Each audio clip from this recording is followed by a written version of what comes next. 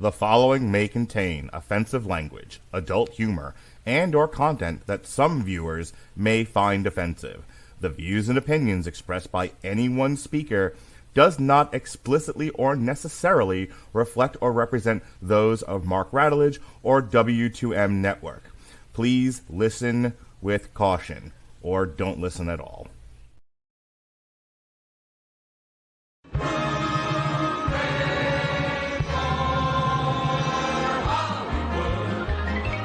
Valley, hooey Hollywood, where any office boy or young mechanic can be a panic with just a good-looking pan.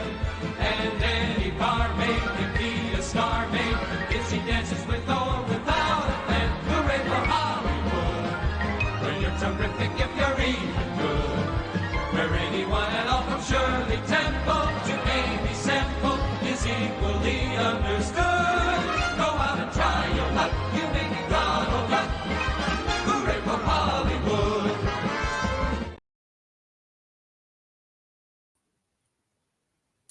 I should remember to put us back on screen when I take us off screen. In theory. This podcast works a lot better when we're on screen.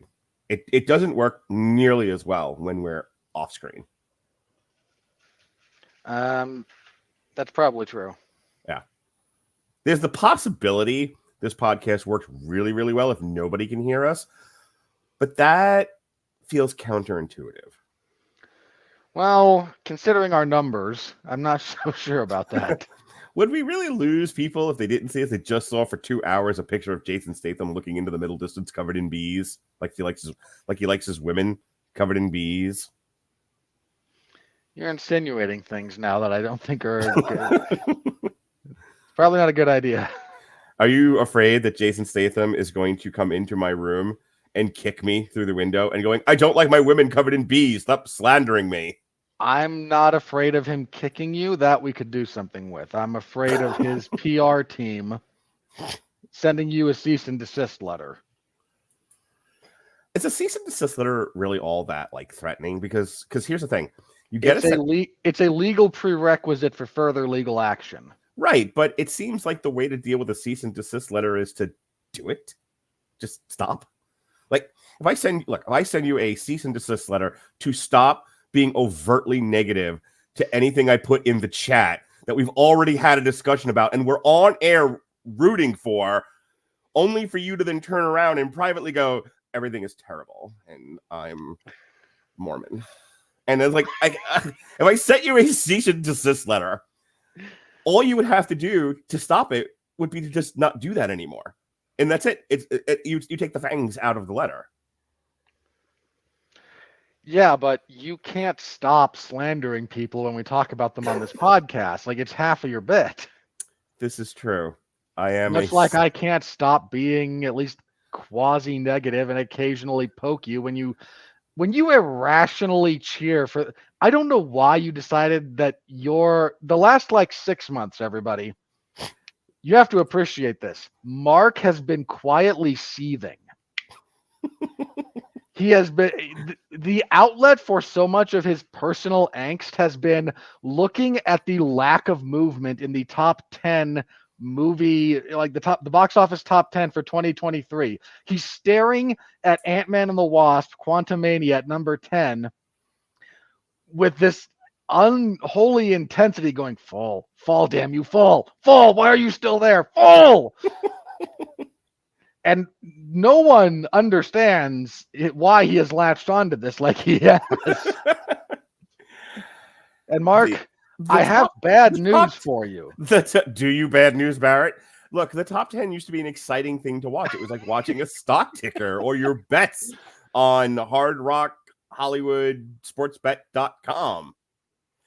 Mark, don't actually put them over if we're not getting paid for it. Fair. Well, I'm thinking if they see us doing free promotion, they'll be like, "Oh, hey, here's money to do what you just did."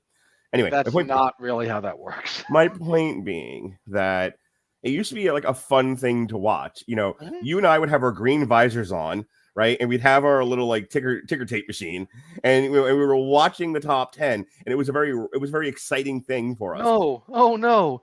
Sir, why didn't you tell me about this Great Depression? Well, sir, it happened. Like, oh my 60 years God, before I was Aladdin made $1 born. billion. Oh, here comes another one. It was like being at Penn Station, and there were like 3 different trains you could possibly take to get to Midtown Manhattan, and they were all coming at once. And you're like, I don't even know what train to get on. It was like so terrible. It was like that kind of a thing. And then this year, it was like 3 o'clock in the morning, and you're at a village train station. It may or may not even be coming. You don't know how you're going to get home, and you're just staring at a rat-filled tunnel. That was our top 10 this year. For the record, last year was every train station in New Jersey, is what you're saying.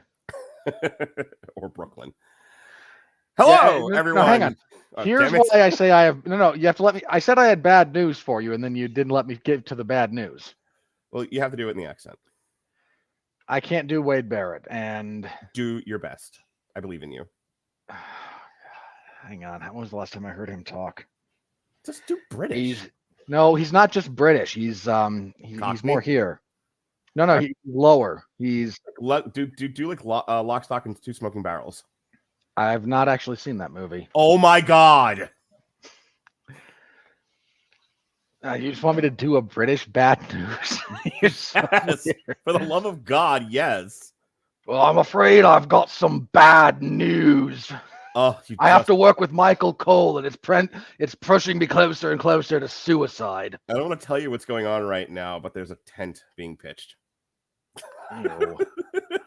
Ew. What? What's your bad news, Mr. Town If Crier? you thought 2023 was a very not interesting year for the top 10 movie returns, boy howdy, you ain't seen nothing yet. It'd be funny if the Beekeeper stays at like number 1 just because nothing else surpasses it. Hello and welcome to Damn You Hollywood. I forgot how to start the show. Let me start again. Ladies and gentlemen, boys and girls, children of all ages, you are listening to a Radulich Broadcasting premiere podcast, Damn You Hollywood. And here's your host, Bad News Winfree. Yay! Yeah, I've got the bad news. And it only compounds because tonight, everybody, we are talking about The Beekeeper. Who, you see, The Beekeeper, Mark, is part of the innocuously titled and employed group of super assassins that work together to keep the world running. The Beekeeper. Hang on. No. You have the Beekeeper. You have the mechanic. You have the accountant. It's like the fucking Avengers, man. It is. This is like the pseudo blue collar Avengers. You got, and then there's autistic Ben Affleck as the accountant, who's the white collar one.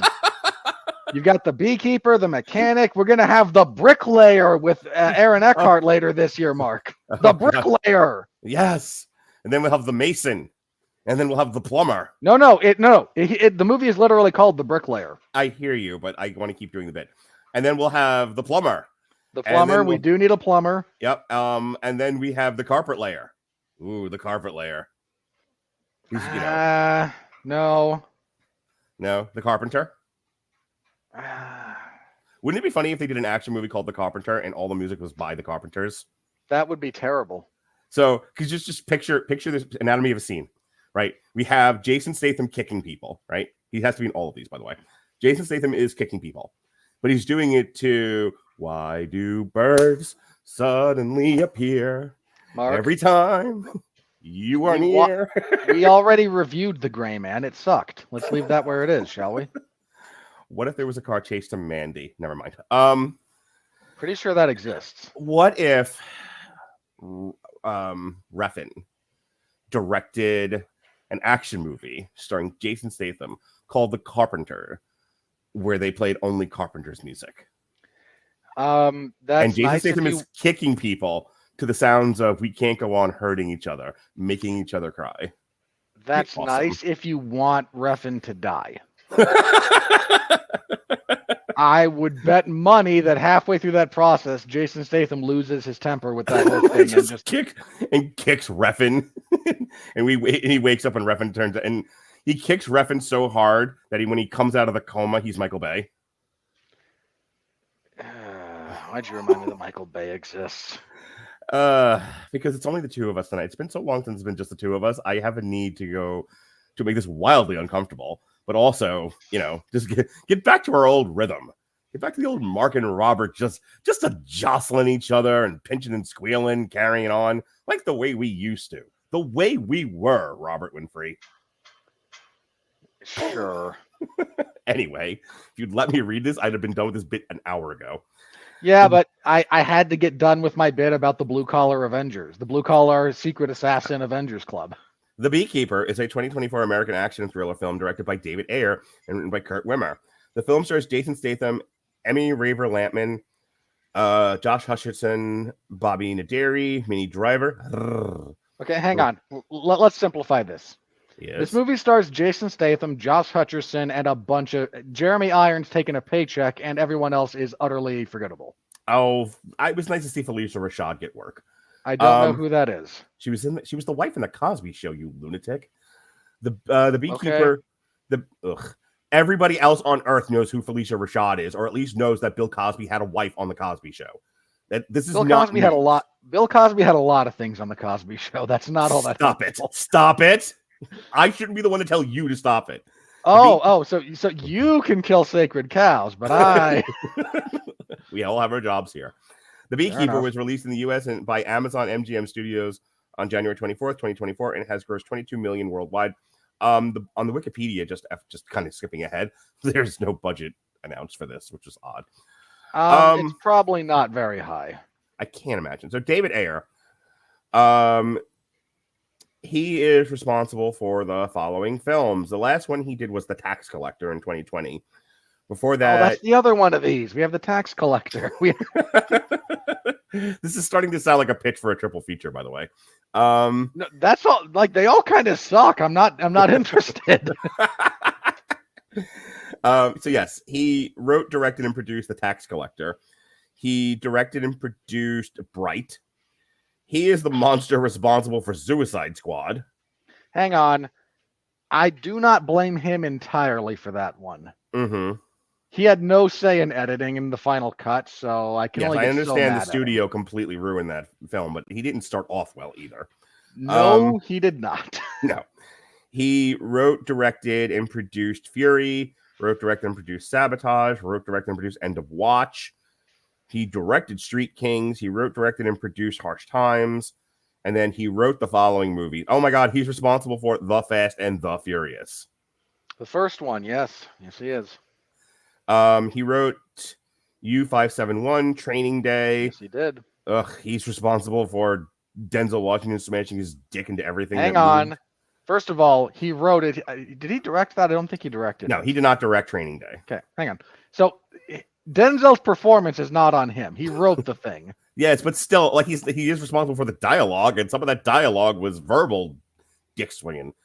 Okay, but like, you also have to get over that, man. That won Denzel his second Oscar. You have to let it go. I was forced to prosecute that movie on trial, and I'm going to chew on that bone till I die. Okay, so hang on. Of all the movies you have both defended and prosecuted throughout the course of, that's the one that you took home with you. Yup. That's the one I'm clinging to like a man drowning in the ocean. That responsible for the death of Mark's marriage, everybody. His obsession with Denzel Washington. Okay, hang on. I meant in fiction. No. I meant in fiction. Like, if you're the attorney, this is the one case you obsess over that drives your family apart. Sure. All right. And then this was written by Kurt Wimmer, and he is she's going through puberty. He's responsible for some terrible things. Yes, it's funny you say that because he wrote The Expendables, which made my top 5 worst of the year. He's responsible for The Misfits, which Jesse and I reviewed when we started doing triple features, and God, that was awful. Mm-hmm. He wrote and produced Spell. This monster is also responsible for writing and directing Children of the Corn. Which one? The 2020 version that came out in 2023. That also made my... Wow, this guy wrote two of my top 5 worst movies of last year. He wrote the 2015 Point Break. He wrote Oh, you monster! I was not kidding. This is one of the worst monsters currently working in Hollywood right now. This guy sucks. Wait, there's more. He I know. wrote the 2012 Total Recall, Salt, Which is awful. Law-Abiding Citizen. He also worked I on feel Street bad. Kings. I feel bad ragging on Law Abiding Citizen because it's 2/3 really good. He wrote and directed Ultraviolet. That is so bad. How he ever got work after that? I mean, he's gotten a lot of work. That's the thing. I know. No, that movie should have killed his career and pretty much anyone else. He wrote The Recruit. He wrote and directed Equilibrium. The Recruit's not bad. Here's I actually do like Equilibrium. Here's one that I think is weird. He wrote The Thomas Crown Affair, so he is capable of decent writing. Hang on, which one? 1999. Okay, so he adapted the original one into the one that stars Pierce Brosnan and Rene Russo.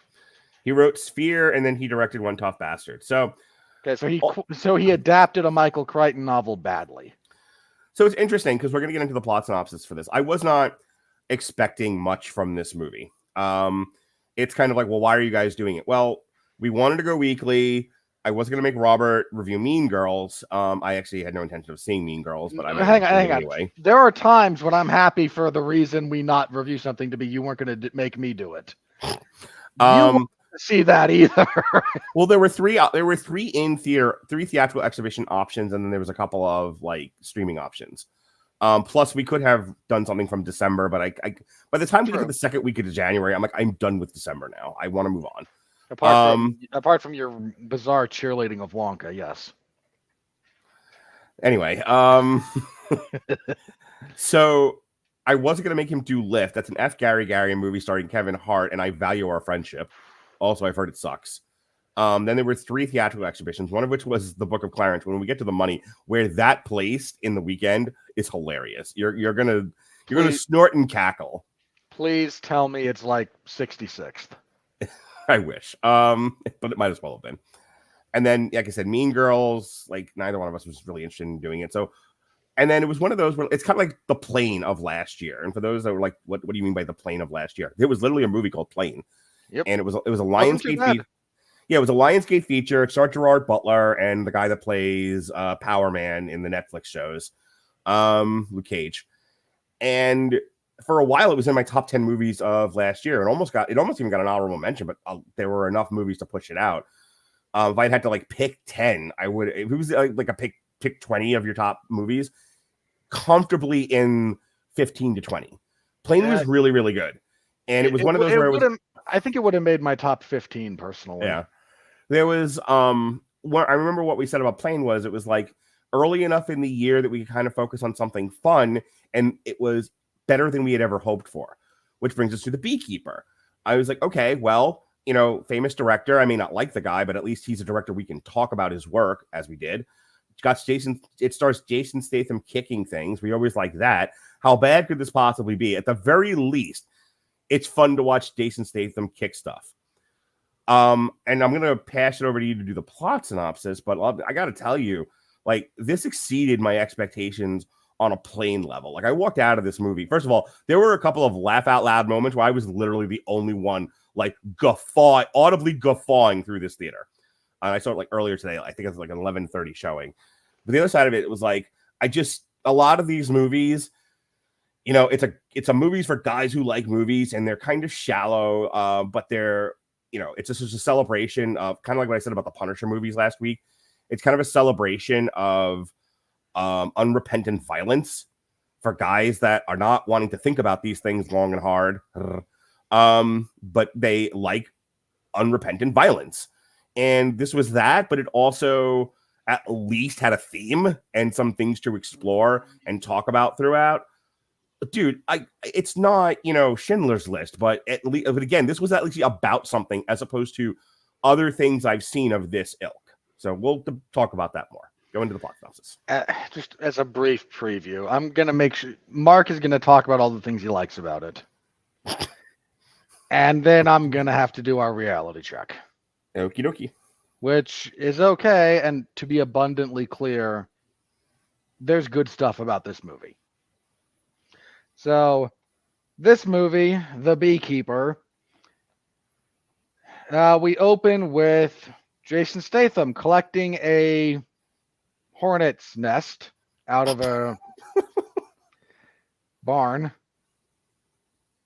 Then, in one of the more interesting ways I've seen someone decide they're going to dispose of them, sticking part of a light tube in there, in this bag with the hornet nest, breaking it, and then using a taser to fire one end of the fluorescent light tube to ignite everything inside. I'm pretty sure that's not how any of that works, but he's a lonely man, a stoic man, a man clearly burdened by his past, and there's a really pleasant older black lady who's kind of taking care of him and who's letting him rent space to a keep maternal his figure, if you will. Maybe somebody who was a doctor in a former life. Okay, That's a Cosby Show reference. You're gonna make me ask the question, aren't you? Have you ever danced with the devil in the pale moonlight? Was this the first Mrs. Cosby, or Mrs. Huxtable, or the second from the casting in the Cosby Show? This was the one and only beautiful, vivacious, radiant Phylicia Rashad. Didn't they recast that role? No, No, you're thinking of the daughter. Yeah, I am. Okay. And it wasn't while the Cosby Show was on. It was when she was in a different world. Actually, that's not even true. Lisa Bonet was the second oldest daughter. And she was kind of like, besides the kid who played Innes. I cannot help you here. Yeah, no, I understand you haven't seen the Cosby Show, but real quick. Hang on. No, that's not true. I have not seen the Cosby Show in some 30 years. Neither have I, but I remember a lot of details about it. Anyway, Lisa Bonet was the second. You were a quasi-hormonal teenager when you were watching it. I was 8. Dude, it was on in the 80s. I was a child, and you knew it. Okay, anyway. So then I would have been very young, watching maybe some reruns or later stage. Yeah, I'm guessing you watched it on like Nickelodeon or something. Anyway, for the third time, it probably came on at some point. Yeah, Lisa Bonet was the second oldest child and was like basically like the star kid of that show. She got a spinoff called A Different World where she went to college. She lasted all of one season, and then she left the show for whatever the reasons were. And they never really replaced her. They added more to the cast, but they never really replaced her. They just focused on the light-skinned Southern gal. She kind of became the focal gal of that show. And then she went on to do Harlem Nights. And we never saw her again.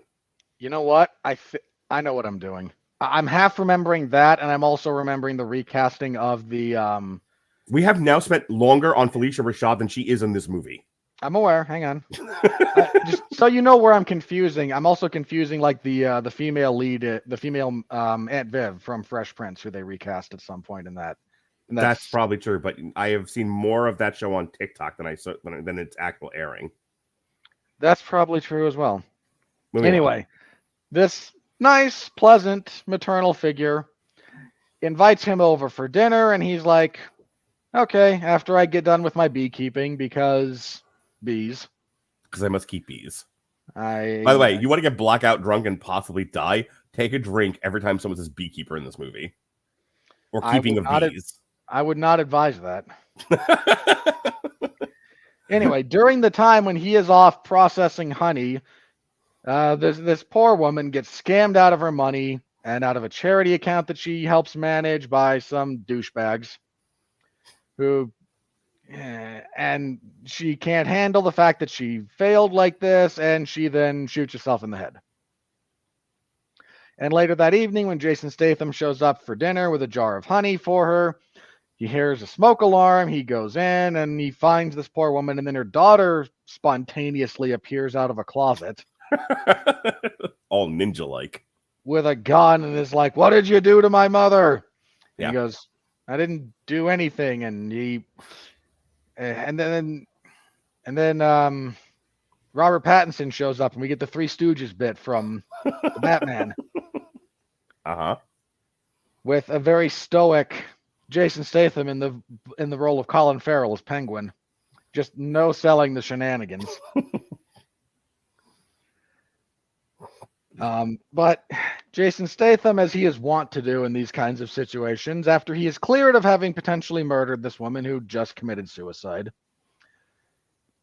He goes into one of again, this woman's daughter is an FBI agent and is in this movie entirely too much. Especially for someone who can't act. Okay, come on, 50 words or less, pal. He goes into one of his beehives. He pulls out of some wrapped foil an old satellite phone that he uses to contact the nefarious international organization he used to work for. And he says, hey, can you find these people? The FBI can't do it. And the nice chipper young lady on the other end of the phone in front of the 1980s computer, 1990s computer. Yeah, what was she working with? A Commodore 64? Jesus Christ. Yeah. Goes, yeah, aren't you retired? And he goes, yeah, this is just personal. Please do me a favor. And she goes, yeah, all right. So she's able to locate the people who scammed this nice woman out of her money. And Jason Statham, much like Eddie Kingston, grabs a couple of gas cans and meanders his way down to the building. He wipes out a couple of security guards. He goes into this big call center. He beats up some people and he burns the place to the ground. Like you do. Yeah. And by the way, has anyone seen Death Wish? Well, if you haven't, don't bother. It's this movie. Only with Pretty bees. much. Death Wish with bees. Then the guy who was in charge of this call center calls his boss. And he calls Josh Hutcherson, doing, when I say the worst, I don't mean as an acting. He's one of the bright spots in this movie for me, is his acting. Just the most unholy mashup of like Logan Paul and Hunter Biden that you could ever imagine. That is this guy. I kept thinking he was doing, was it Justin Bieber from The Social Network? No. You have not been subjected to enough of the Paul brothers to understand that's what Hutcherson's doing, but that's what he's doing. I hear you. Move on. And he's like, so this multi-million-dollar investment that you've made and my whole thing, like it's dead. And Josh Hutcherson goes, okay, so figure out who did it. You're a mob guy, right? Go get a crew together and then you deal with this. I shouldn't have to hold your hand. And the guy goes, okay, I guess I can do this. And Jeremy Irons walks through the background and goes, I'm collecting my paycheck. Leave me alone. I'm an old man. No. That's what his character says. And it's just what Jeremy Irons also happens to be doing. I was like, it was a very meta line. It was like I'm an old man. They asked me to do this. I have grandchildren I want to spend money on. Here I am. So this poor idiot rounds up a couple of local heavies. They locate Jason Statham almost by accident, but they do. They shoot up his beehives because, of course, they do. He proceeds to violently murder all of them except for this middle manager, who he lets escape and then follows. And the middle manager, now minus the fingers on his right hand, because bandsaw, calls Josh Hutcherson again and goes, I need help. I'm bleeding. This guy, man, he killed more people. And Hutcherson goes, yeah, that's kind of a you problem, isn't it? And then Jason Statham shows up and he kills that guy by tying him to his truck and then driving it into a river and drowning him. And then he picks up the phone that this guy dropped and goes, yeah, you screwed up, man. Now I have a gun too. I have a machine gun. Ho, ho, ho. Yes, now I have a machine gun. Ho, ho, ho. And he heads off to begin to continue his path of bloody vengeance. And Josh Hutcherson calls Jeremy Irons and goes, you used to be the head of the CIA and now you're security for me. And what's going on here? And he goes, oh boy, you messed with a beekeeper. Okay, so I want to let you finish your plot synopsis, and I don't mean to be Alexis Hana about this, but I have to stop you here because every time it is acknowledged what Jason Statham is, that he is that the beekeeping organization employs essentially off-the-grid assassins to monkey with the inner workings of commerce and government worldwide. If something is so far out of whack that there is literally no organization on earth that can handle it, they send in one lone assassin to sort of right the ship. And he's retired from this organization. And apparently these beekeepers are like the most baddest ninja assassin Green Beret tanks on 2 feet you've ever seen in your life. Listen to the average 8-year-old describe their power fantasy. That's a beekeeper. Yeah. So what's hilarious about that, because that's totally uninteresting to me. What's funny about that, what made me laugh out loud several times was everyone in this world going, we have money, we have power, we have influence. surely whatever this is, we can handle. It's a beekeeper. Oh, you're fucking dead. Like, just go kill yourself right now because he's going to do it for you. Minnie Driver has the most unintentionally funniest line in this entire movie. She's only in the movie for like 2 scenes, but she has the best line. Jeremy Ayer, she's the new head of the CIA, and he's like, I need a little bit of assistance there, Minnie Driver. Well, what do you need? What can I help you with? I'm like, there's not only so much I can do for you. And he's like, well, we've unintentionally my charge. This idiot. Yeah, this walking boil on the ass of life with whom I am charged to protect because I had an affair with his mother. Yeah, this kid who I'm protecting, that I'm being paid to protect, he accidentally agitated a beekeeper, and she, without missing a beat, goes, well, you started making funeral arrangements yet? And doesn't and it's not sarcastic. It's like, if someone had actually died, that's how you would have said that line. Like, if Robert's like, my mom passed away, and they're like, oh, well, have you started making funeral arrangements yet? That's how she says it. Because he's so fucking dead because of how vicious this guy's going to end up being. And how they always get their man. And I laughed hard out loud at that line. I was like, they treat the beekeeper, they treat the beekeeper, and specifically Jason Statham, basically like he's Jason Voorhees. It's awesome. And it was just really funny to me. Go on. So yeah, that's a scene that happens, and Minnie Driver then says, well, he's retired, and Jeremy Irons goes, oh, well, that gives us some wiggle room. Why don't you send the current active beekeeper after him? So they do, and it's this idiot girl with a minigun on the bed. I was going to say, it's a girl who left her part-time job at Hot Topic to do this. And Jason Statham kills her because he's Jason Statham. Yeah, this was the worst part of the movie for me, by the way. Again, it's not perfect. I love this movie, but it's got its flaws. This was a huge one for me. And Jason Statham then gears up, and he goes to the next. He's going through the shell corporations, you understand. He started with one with this low middle manager. Now he goes to the one in Boston done by a bigger middle manager. And the FBI is now on his trail, and they've kind of figured out that beekeepers are a thing. Even though this is one of my big issues with this movie is all the characters act on information the audience has, not information they have. Yeah. And they're like, well, we know that this is a place they're going, so maybe we can go try and stop him. So we need a SWAT team and a bunch of surveillance things. And meanwhile, Jeremy Irons has hired a bunch of mercenaries to protect them. And Jason Statham shows up and doesn't care. He beats up the SWAT team. He goes in, he kills all those guys. And then there's an alternate world, Mark, where the scene where he's trying to get information out of the guy in charge of this office is not funny. But he has a stapler that he unhinges and he starts hitting the guy with the stapler. And it's funny.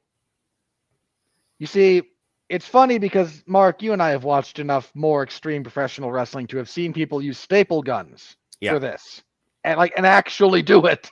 Right. And here's this. And you're going, stop it. You can make it. And Jason Statham doing the weirdest line delivery ever. He is so bored saying, you can make it stop. I don't want to do this anymore. Please tell me what I want to know so I can stop hitting you. It's like the dirty talk you get from a hooker. Like, yo, oh baby, yeah, I like it like just like that. You know, like one of those. It's terrible. Yeah. But ultimately, this is our big twist before the final act is that he points them to Josh Hutcherson as the guy kind of in charge of all this. Right. And we find out that Josh Hutcherson is in fact the son of the president of the United States. And so now everyone's worried. She had a company. This company wrote a program. This program, it was sold to the CIA to help them locate, I think, like terrorist groups. He copied the code and then used it to identify normal people, older people with large sums of money who they could trick into thinking that they have infected software on their computer, which is how they would rob them of their money.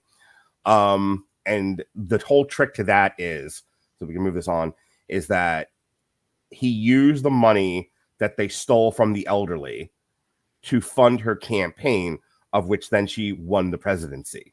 So the mother is now in this moral quandary of, hey, I thought I won with legitimate donations or legitimate sales from this product. I didn't realize you were ripping off elderly people, and that's how I became president. What the fuck am I supposed to do now? On the one hand, I want to protect my idiot son. On the other hand, I'm actually a moral and upstanding person. I'm the president. I'm between a rock and a hard place. Go. And this is where the whole movie falls apart. So Jason Statham and Jeremy Irons decide there's not much of a safer place to be in the world than next to the president of the United States, which is probably true. Yeah. So they go hang out with her, and Jason Statham doesn't care.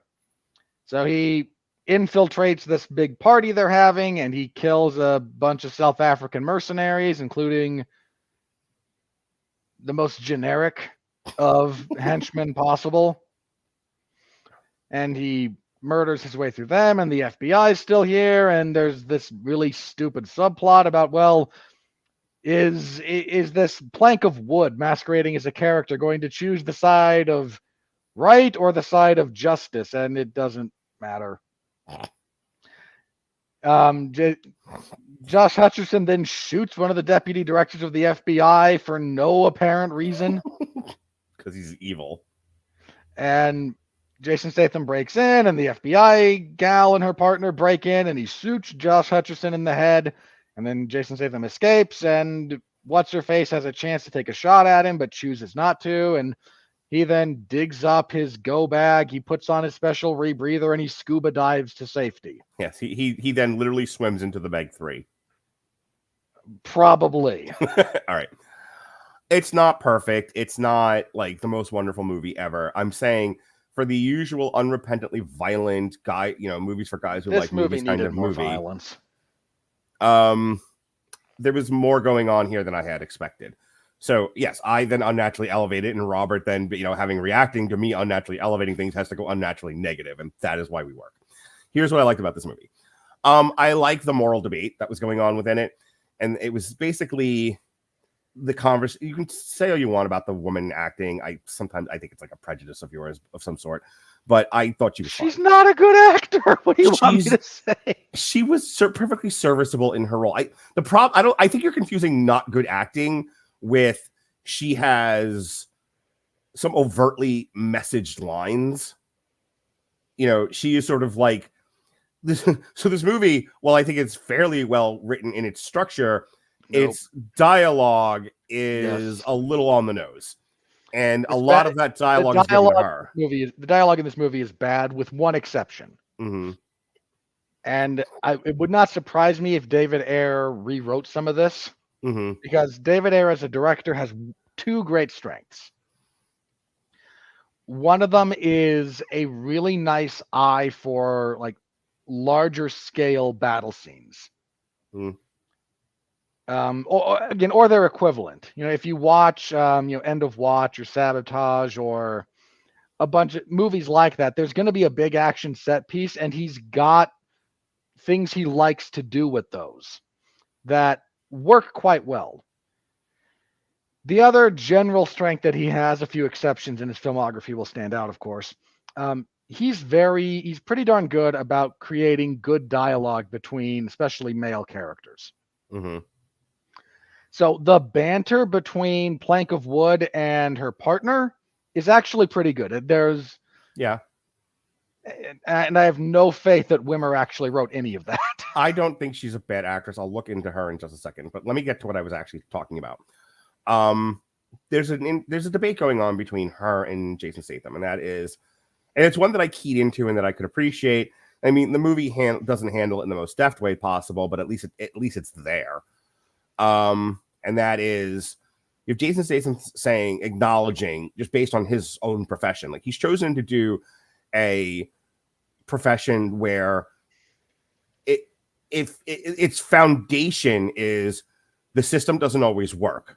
And so you have to kind of create this extra layer of correction for those times where everything else has failed in the system, and you have to kind of inject the poison to fix the problem. And that's what he's there for, and that's what he believes in. And he is motivated by a black and white righteous sense of right and wrong, which I also liked. It was, you stole from old people who didn't know what it was you were doing. These people didn't gamble that money away. They didn't spend it on hookers and blow.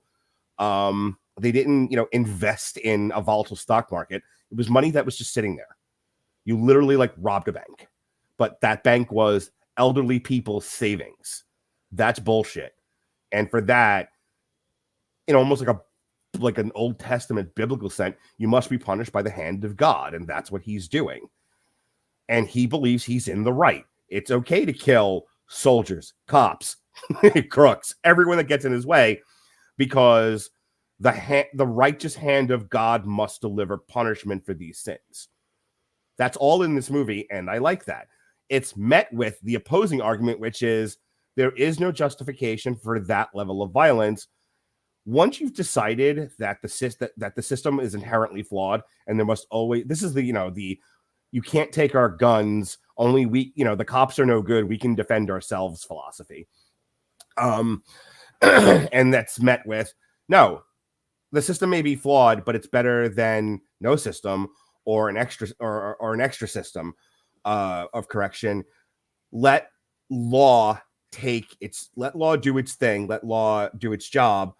Without it, society is going to collapse. If you start making exceptions for letting the system correct itself, then eventually the system just deteriorates into Mad Max world. And that's where she's coming from. And they are at loggerheads, and that's kind of what drives this movie, which I liked. It was one of the reasons why I said I really like this movie, is because you have that going on. It's an interesting thing because at the end, his argument wins. It's an interesting sort of philosophical point of view that things in this world are so bad, evil exists. And I think that is something you could key into, because that is one of your fundamental beliefs. There is absolute good, there is absolute evil. And then the question then becomes, if you acknowledge that, if you believe it, what do you do about absolute evil? Is evil so powerful that the usual systems in place are too weak to contain it? Maybe. And then, okay, well then what are you going to do about it? And that's kind of where the point of view of this movie was coming from. And that is underscored when she lets him get away, because she has him dead to rights.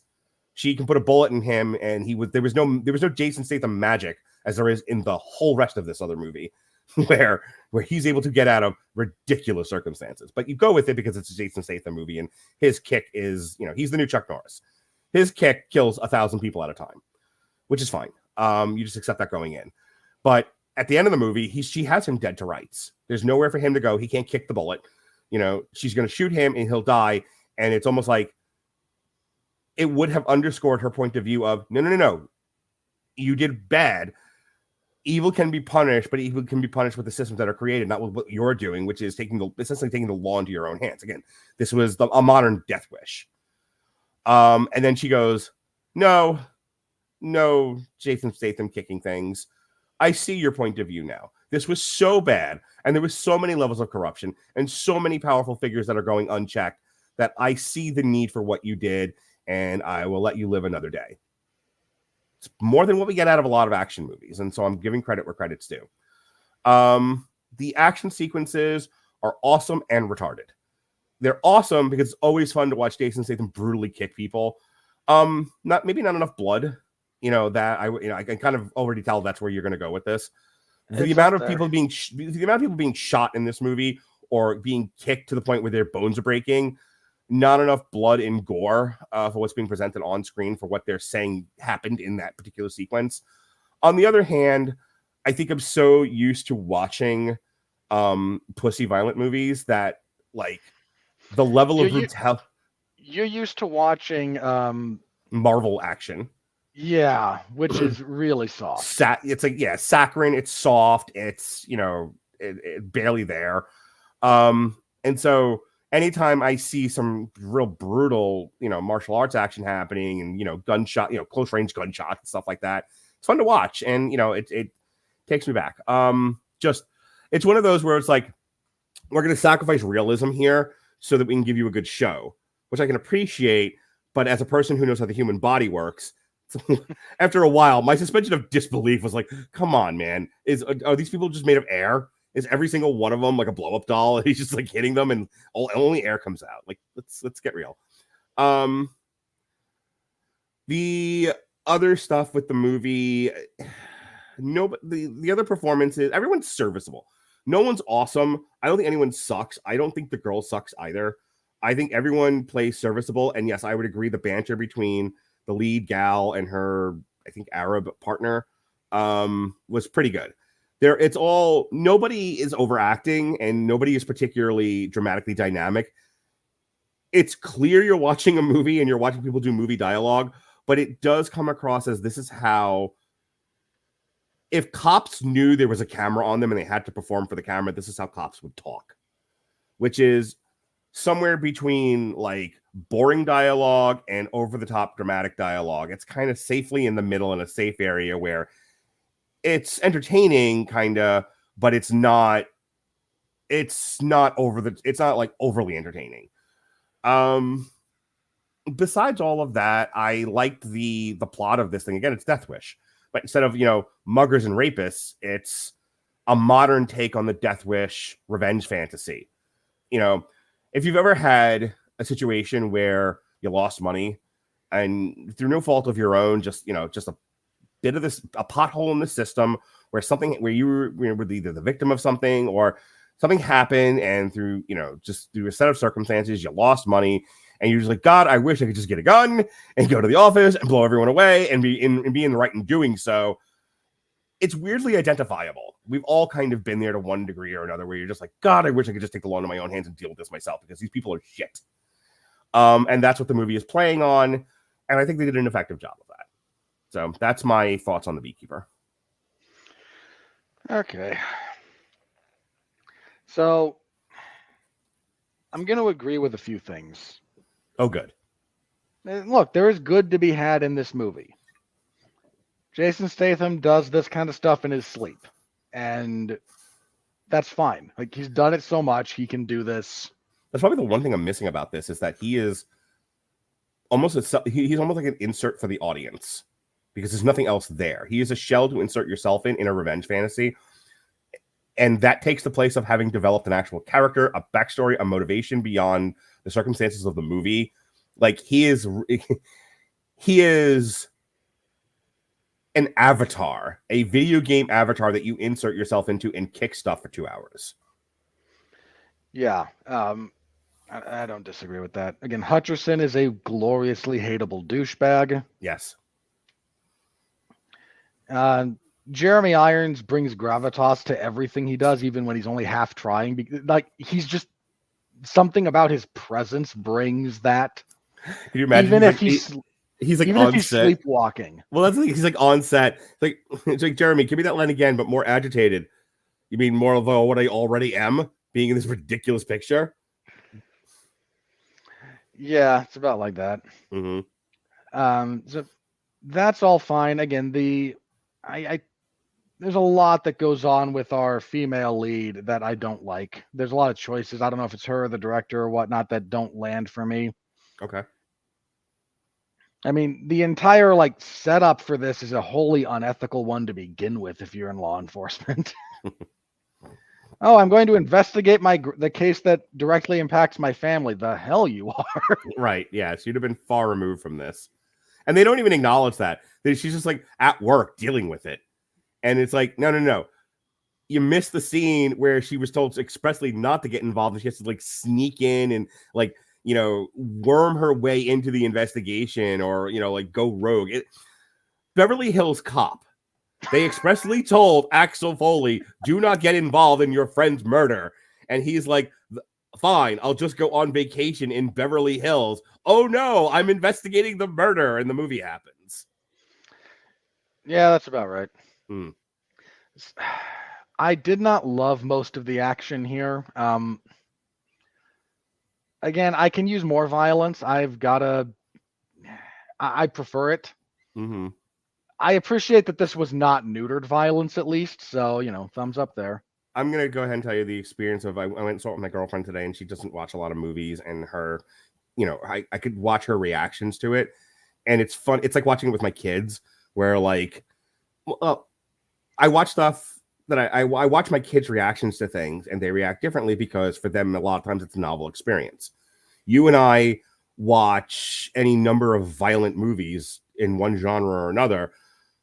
Some might say we're a little numb to this sort of thing. It takes a lot to get. It gets a lot to get us going. You watch it with somebody who movies aren't their thing. They're not us. They don't watch 1,000 movies a year. And this was way violent. Like, she enjoyed it. Don't get me wrong. She was, we both like walked out like, it was awesome. It totally was awesome. And she was like, every gunshot, every punch, every twist she was reacting to. And I feel like this is a movie geared more towards her than it is towards us. Yeah, that's fair. I think my biggest problems with this movie are writing based. Mm-hmm.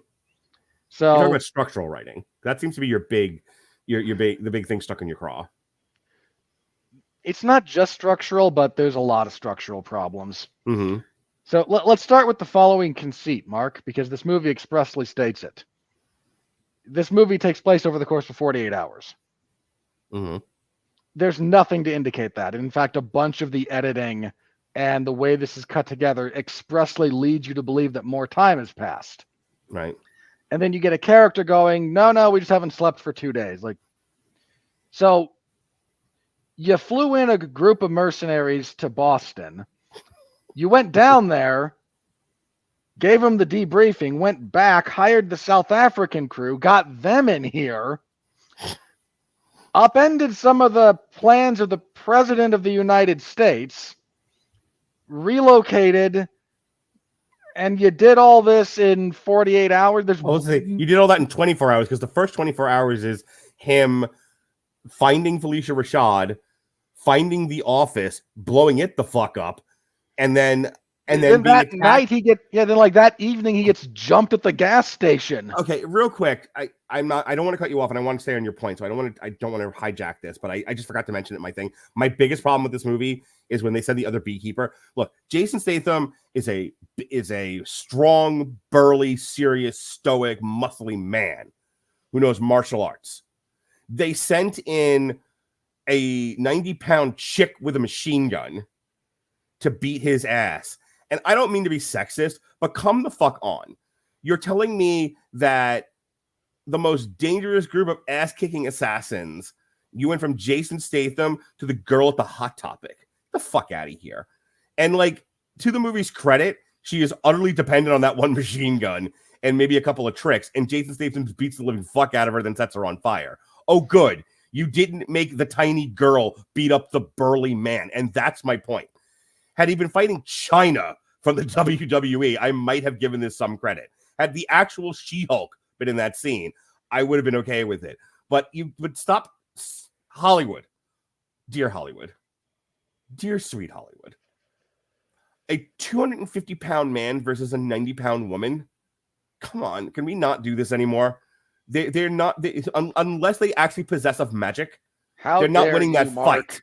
Yeah, how dare I? How dare I be realistic and know how biology works? I know, Mark. How dare you? How dare you not support the Charlie's Angels remake where poor Kristen Stewart is just... Yes, it's able to take out... It's like the battle simulations on TikTok. One Hulk versus 1,000,000 Toads. That's a real thing I just saw. No, I've seen those simulations. I understand what you're talking about. But that's my point. Like, how did you not... It would be like... It was like the scene from the Thomas Jane Punisher, where, like, okay, send the Russian in. And in walks almost 7 feet of Kevin Nash. Okay, that's a fight. That is a fight where you're, like, fearing for Thomas Jane's life because Kevin Nash could legit beat the shit out of him. Now, that same scene, but it's Kristen Stewart. And now you're supposed to believe that Kristen Stewart can beat Thomas Jane's ass. Like, I'm tired of living in this world where, because nobody wants to say what I just said, lest they be deemed as a misogynist, we have to live in the world where 90-pound girls can beat up 250-pound martial artists. Get the fuck out of here. And I'm not going to let that one sit. It was the dumbest part of this movie, and I couldn't wait for it to be over. Sorry. Hang on. I would have accepted her as like the next Beekeeper that they send, and she's a little unhinged. Her plan should not then be, I'm going to drive my car into him and engage this guy in close quarters combat. Like, there's ways to do that don't suck. Yeah, again, if it was like a setup where he's walking into like a series of explosions and she's fighting him from afar, or we watch a lot of professional wrestling, and a lot of it is a small guy versus a big guy, and they don't make this like when Rey Mysterio was world champion, they didn't have Rey Mysterio able to go one-on-one, pound for pound, muscle for muscle with Kane or the Big Show. Anytime he had to wrestle those guys, he was utterly dependent on his speed and his acrobatism and his ability to, be so fast and so agile, he could go off the top ropes and hit you from out of nowhere. And so a lot of Kane and the Big Show is like, oh my God, where's he coming from next? And like falling over.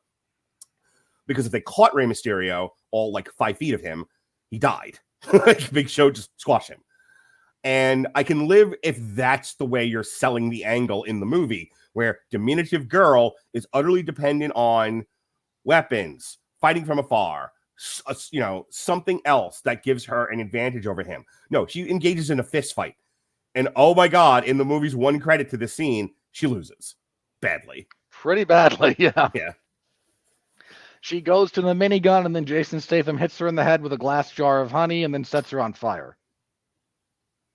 I have to say, the attention to beekeeping in this movie made me made me laugh, because all I can think about is Aaron Paul making the box or whatever, the wooden thing that he does. Yeah. No, Breaking Bad, yeah. And how like lovingly, almost erotic that whole thing is, and like every scene with beekeeping in this movie is that scene with Aaron Paul to me.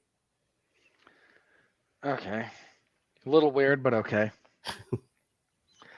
So again, the timeline is very confused here, and the passage of time in a movie is actually very important, believe it or not. So that's a problem. This movie pulls its punches at the very end, and I'm not kidding when I say that the reveal that this is the first son, that's when everything falls apart. Because then suddenly, like, okay, I'm going to infiltrate their home, which apparently was not already future-proofed by the Secret Service. Despite this being their ancestral home, anytime you have a secondary residence like this, it's always already proofed. Like every one of those manhole covers already welded shut. There's air cover for these things. It's not just like, no, so much no. I would have forgiven a lot of that, believe it or not, if they'd gotten to the end of this and she goes, and the president then goes, oh, so you were supposed to keep this quiet and you couldn't do that, to her son, and like smacks him in the head. Like, what are you doing? Why are you screwing this up? How have you, I told you to stop doing that after we won and you kept doing it. And then he kills the president and her son. Like, that's the way that there's a version of this movie where that's the ending, where he does kill them both. Right. And instead, because we don't want to see Jason Statham shoot another woman in this movie, that had to have been a studio note where I would bet the original version of this has her be complicit in all of Josh Hutcherson's crimes, or at least aware of them. Every bit as corrupt as he is. Here's what I'm going to tell you. Then hang on. And then wait. The version of this movie where the president's evil, that's a man. Then they were like, no, make it a woman. We need more women in this movie. Like, okay, well then she's going to be evil and get shot in the end. They're like, fuck that. Take that out of there too. Like, yeah, probably. And well, and again, this version, like Jason Statham shoots both of them, and then he dies. Right. But we can't have 1970s style movies with artistic integrity anymore. So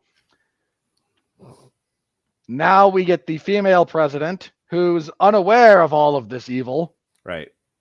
And makes a vow as the unstoppable Jason Voorhees is battering down the doors of the cabin. I'm going to tell him the truth, and then come what may. Like, what are we doing here? Here's what I'm going to tell you. I like that. But I can also see that as that was a studio note. I also can see why you hate it. It's stuff that's just for the audience, which I don't like as a general rule. That's what I'm saying. Like, I get why you don't like it. It didn't bother me. All we're doing is saying to the audience, okay, he's probably not going to kill her. Yeah. Because we're worried about, like, we set this other woman on fire, but God forbid he shoot this one. Right. Look, as a change of pace, that's why I'm saying that's why I liked it, because as a change of pace, you have like you have the president from like the end of Escape from New York, or Escape from LA, that kind of a thing, with an unrepentantly evil president. And in this one, she's like, no, clearly this was the wrong thing. I never wanted any of this, and I'm gonna repent for my sins on behalf of you. So that the audience is like, oh, we like it. It worked on me. Like, oh, we like you. That's good. Look, we watch a lot of movies. It's so rare when we actually see that sort of thing happen. I was kind of taken aback. I wish I was taken aback by it. Okay. As soon as it became, here's my thing about this. Mm-hmm. As soon as it's clear that, oh, that's his mom and that's the president, there's one line that she says that made me go, oh, are we actually going to have her be evil, or are we going to pussy out? Mm-hmm. When she's talking with Josh Hutcherson as he does cocaine off of the desk in the residence here, Mm-hmm. she looks at this portrait of the family that's from earlier and says, I wish your father was still alive so I could kill him. Which is what... Okay, fine line, but now we're wildly out of sync with I never wanted this. What do you mean the world's a corrupt, evil place? And I must context. There's a bit of context there that you're missing. The line preceding that is you're ruining your father's legacy, and if he were here, none of this would be happening. You wouldn't be this unruly monster that you've become. And it's one of those with any divorced parent, would be thinking. It's just like, the other parent ruined you, and now I have to clean up behind you. And I wish I could have just killed that parent so that you wouldn't be an unruly slob. That's the implication there. That's what she's going for when she says that. That's not what I got out of it. Okay. That's fine, but that's what was there. I'd have to rewatch it, but Mm-hmm. again, what I got out of that was a lot more nefarious. Okay. No, it was a lot more like she walks in and he's doing drugs, and she's like, really? Again, if you've ever had a kid and the kid does something so unearthly stupid or aggravating, and you're like, but what makes it even worse is they're doing something your spouse would have done, or like that child's parent would have done, and you're just like, God, I want to kill your parent for you turning out the way you did. Again, like, that's not what I got. There was more like she comes in and she sees him and she looks at him, and it's this look of like, how can you be this stupid? Right. It's not, I'm disappointed in you. It's the subtext I got from most of that was, boy, we worked really hard to get here, and I swear if you screw this up because you can't stop doing hookers and blow in public, I'm going to kill you. Right. Because I killed a lot of people to become president. This is a dirty job. And so help me God, something I brought into this world will not take this from me. I mean, look, you could... I think there's room for both of our explanations to be right. Well, and again, like, what gets me is like, there's that interaction where she's a little nefarious there. Like, there's... Right. It's one of those where that was probably in the original script, and then the stuff at the end was the rewrite. Yeah, and which to your credit is wildly out of sync with the others. Like, it's almost like a different movie. Yeah, and which is my big, like, why does Josh Hutcherson suddenly shoot this deputy director of the FBI? Well, we went 5 minutes without a gun death. No, because like 2 seconds before Jason Statham is shooting his way up a spiral staircase. Oh no! By that point, none of that stuff counts. But look, we do it because they want to have him have a gun. Yeah. Which, okay. And the audience needs to see him do something else evil. Because at this point, he's the kingpin. Now we have to see him actually get his hands dirty. And if that's the goal, you did it. Like, again, it's a studio note that's slapdash on at the very end of this thing. Right. And it's stupid. Right. What else? It's really like, he just shoots this random guy for no reason. Not for no reason. I mean, there's no. There is no reason for this character to shoot someone who is going to be another bullet sponge for him to stop Jason Statham from killing him. I can kind of defend the reasoning. The deputy director is there to tell him, hey, you people are fucked. You broke so many laws. And we have the proof now. And even if we could hide this, Jason Voorhees knows it, and he's coming to get you. And we're not entirely sure how to handle this other than maybe throw you under the bus because we're not sure what else to do. And then Justin Bieber fucking's like, not me. And then he's about had enough of everyone getting in his way of robbing old people. And then that's why he shoots the deputy director. And I'm fine with us. Again, if you want to have him do something else expressly evil, cool. Putting it at the very end of this movie, like, it's placed all wrong. And the context shot his mother all wrong. As soon as the mother was like, I'm going to tell Jason Voorhees what you did, and I'm going to just take the punishment, he should have been like, the fuck you are, and shot her in the head. Yeah, but again, studio notes. One dead woman body count. Damn it. And we don't even technically see her die. We see her on fire and gets a finger cut off, so maybe she shows back up in the sequel. Right. And it's just, again, like, there somewhere in this movie is a really good movie. Yeah. That between editing, a borderline incompetent writer, and studio notes kind of got turned into something that benefits greatly by comparison to the general slop, but doesn't actually hold up to scrutiny. So let me ask, before we get into the money, it's actually almost a transitional question into the money. This was in... Hang on. I got one more thing about this. Oh, by all means. Sorry. So Jason Statham constantly talks in bee metaphor. Right? Yep. You'd think they could at least have the other beekeepers talk in bee metaphor so he doesn't seem like a crazy person. So in the original script, I'm sure that there's like going back and forth about hives and smoking out and bees and honey. And then the studio was like, why can't we just make her Harley Quinn? And they took it all out. Or when he's on the phone with like the agency, like that's just a normal person on the other end of the line. Yeah. And he's like got this deep, like profound, growly, like, do this thing for me. The hive might be in danger and I must protect the hive. Yeah. And then like Plank of Wood latches onto this bit of bee lore that like there's queen slayers if they start producing, and we think he's gonna turn into one of those and go murder this woman because her son is a piece of crap. Like, you have gone, like, lady, you've started drinking the Kool-Aid and you need to stop. Take a nap. The bee stuff is written too cute by half. I don't disagree with you. On the other hand, it's one of the few things about this movie that makes it a little distinctive in terms of 70s style death with revenge fantasies. It gives it. I appreciate that it tries to give it personality in that respect, but like you're half pregnant here. Yeah. Well, like, again, I don't think anyone writing this is that smart. So no, like, Wimmer's kind of an idiot. So fact that we start off with, I was the director of the CIA, and even I barely was made aware at the last minute of what the beekeepers are. Right. And then the deputy director of the FBI, when he hears that brought up, is like, oh, no, I know exactly what this is.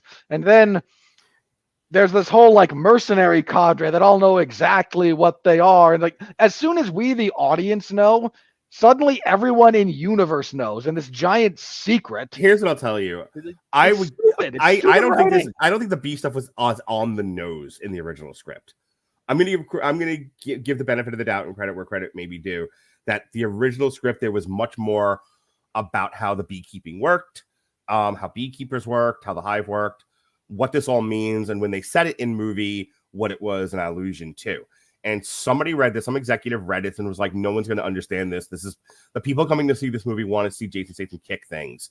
This is way, way too subtle. Make it more on the nose for the audience to understand. And they went back and they were like, let me find my junior high kid or nephew to rewrite this and go, what is this movie, Uncle Kurt? It's a Jason Statham kicking things, but I need you to punch up the dialogue and make it about bees. And because he's a junior high boy, that's what you got. Because this totally feels like a junior high boy wrote this. Yeah, and so, look, are there positives to this movie? Yeah, sure. Yeah, but I don't know where this lands for me on pass fail. Actually, if I had to, again, if it's purely binary, pass or fail. I think when it on the report card, when you take it subject by subject, it's a lot of C's and D's. Yeah. However, the things that work, the few A's and B's that are in here, kind of average it out for me to where when I look at the individual elements of the craft, there's some trouble. But when I took it as a whole, as a total enjoyable viewing experience and watching, again, my partner and her enjoyment of it, that stuff matters. And I think that brings the grade up. You know, it's kind of like my Wonka argument where, yeah, individually you could pick at some of this, but as a total viewing experience, it elevates it. If you say so. I do. Oh man, I wish this had struck the landing. Let me pose it to you another way. Think about our friends in our group chat that frequent my podcasts, where they don't think about these things, they're not deconstructing them, and they just kind of took it as a total viewing experience. And for them, the total viewing experience was pleasant. Then they listen to us talk about it, and we're taking every little nook and cranny, every element of this thing, and we're examining it. We're going, this worked, this didn't work, this worked, this didn't work. And then so by the end of it, you're like, well, you talked about all the things that didn't work, so it sounds like it's a bad movie, which is different from a unexamined total viewing experience. And this is what causes a lot of the fights that we have. And so that's what I'm saying. Like, sure, under the weight of examination, as closely as we're doing it, yeah, it falls apart. I don't even think you have to examine it as closely as we do. I would disagree with you. This movie was watched by people not doing any examination of it and enjoyed it just fine. Well, I have to start acknowledging these things, because what happens is when we don't, the feedback we get from the show is, why do you hate movies and everything and children and puppies? It's like, oh my God. It's not what we're saying. I don't hate puppies. Oh my God. Shut up. Well, when Robert says he hates children and not puppies, it's time for the money. So here we go. We're in the money. We're in the money.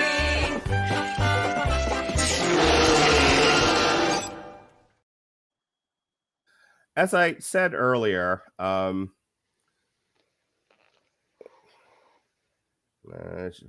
it's going slow again.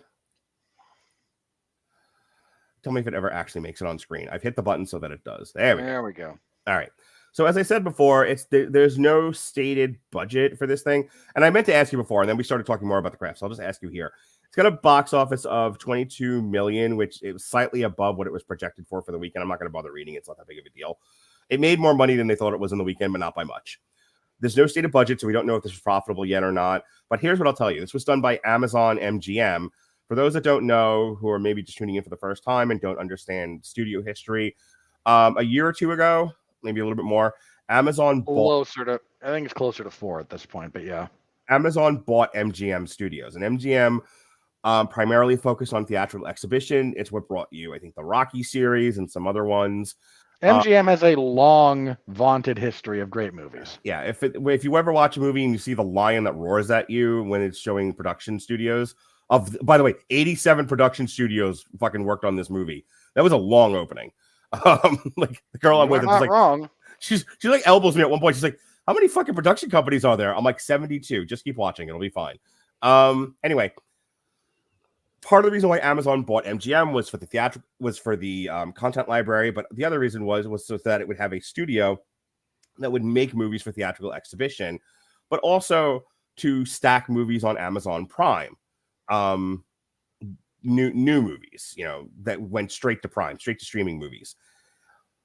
I'm a little confused why this one didn't go straight to Amazon. Like why they thought, I mean, even in Fuck You, It's January.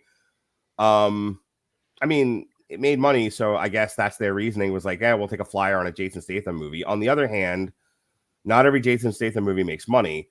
I'm wondering why they didn't just throw this one on Amazon. You got any guesses? No. Okay. There's no rhyme or reason to some of this stuff. Mm-hmm. Amazon is too big. Mm-hmm. Like it is utterly unwieldy in that respect, and that's one of the perils of being that big. Right. I mean, they could have gone straight to Amazon Prime with this. I mean, this is roughly on par with Samaritan, in terms of quality. And you know what it reminded me of? The one that we did with Frank Grillo, Where he's doing the Groundhog Day with action hero stuff. right. That went straight to Hulu. But I feel like that was meant for theatrical exhibition in one of its iterations. But it was kind of that level where, it's like, no one's going to go see this thing, but it's an awesome movie, so we'll just throw it on a streaming service. Yeah, but they released it and 20 million at the moment. My hunch is it probably won't be profitable, but I don't think it's going to be a big loser. So anyway, the weekend. Mean Girls was number 1 from Paramount. Yay, Paramount. Yeah. Keep fighting, babe. And no one cares. Yep. The Beekeepers came in second place. Wonka fell from 1 to 3. Anyone But You went up a spot from it traded place with Migration. Yep. Came in at number 4. Migration dropped from 4 to 5. Aquaman and the Lost Kingdom continues to be lost. Yeah, 3 to 6. Night Swim.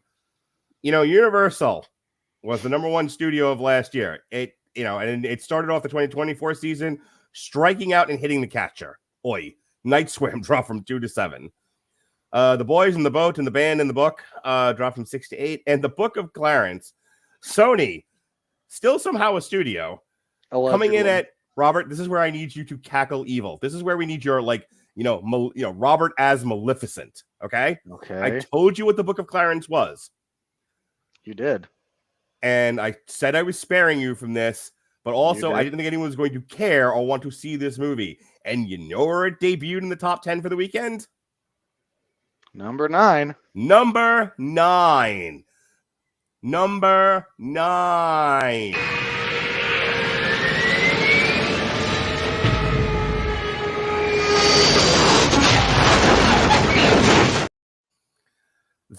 Talk about movies where they blew their theatrical exhibition and just should have thrown it up on a streaming service. No one gave 2 shits and a fuck.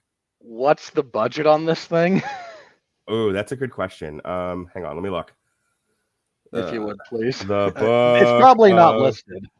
the Book of Clarence. It says none of your business. Weird. Okay. Oh my god. This is like almost pornographic. It's so bad. Okay. The budget is $40 million. You want to know how much it made in its opening weekend? Do you want to know? You want me to tell you? You want me to tell you? You want me to know? You want me to tell you? Less than 5. $3 million. Wow. Keep making video games, Sony, because your movie division suck diddly-ucks. Look, man, they're still banking on, hey, we're going to get Venom 3 and then Morbius 2 and then Kraven the Hunter and Madam Web will save us, right? Right? Dude, have you seen some of the promo material for Madam Web?